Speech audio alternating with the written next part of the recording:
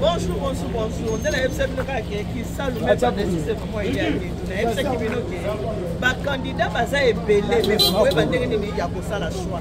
Na bisa bina na tongo ke ngona na bibla ke sala mona yaki. Yango. Voilà, ya mwana musala. Donc, ce qu'on a voté dans le combat, comme tu nous as dit, dans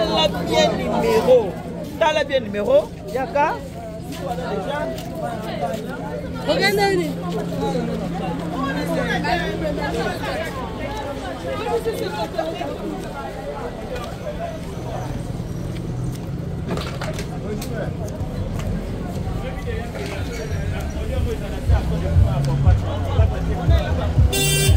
Voilà.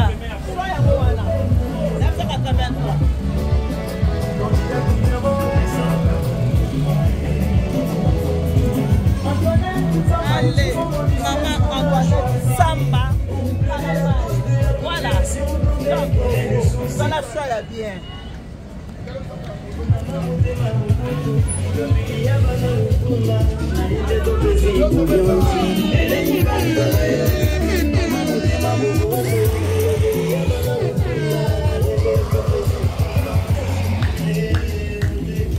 Maman de Baïba Kamakambo, maman de Basimba Kamboura, ça la soya bien. Allez, numéro 1, votez maman Antoinette Kalambay.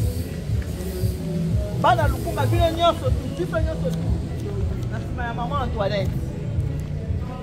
Ça le met bandana dans le kibino, mon ça des bandes.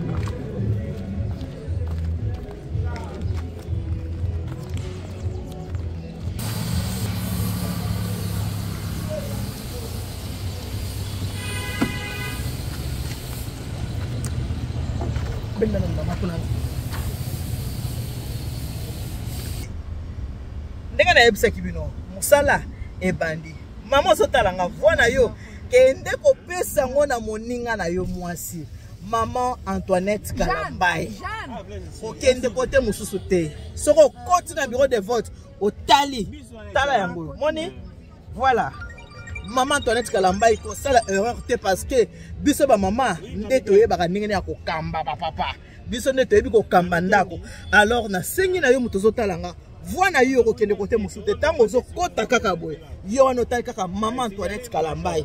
Voilà les personnes numéro 983.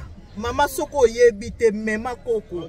Loba na koko ba yebisinga maman Antoinette Kalambay yenda kende kolobela biso na kati ya parlement. Okamate bisi koko ba yebisinga numéro 983. Kopalangana te. Koluka mosika te. Maman Antoinette Kalambay yende solution na ba problème tozana ngo.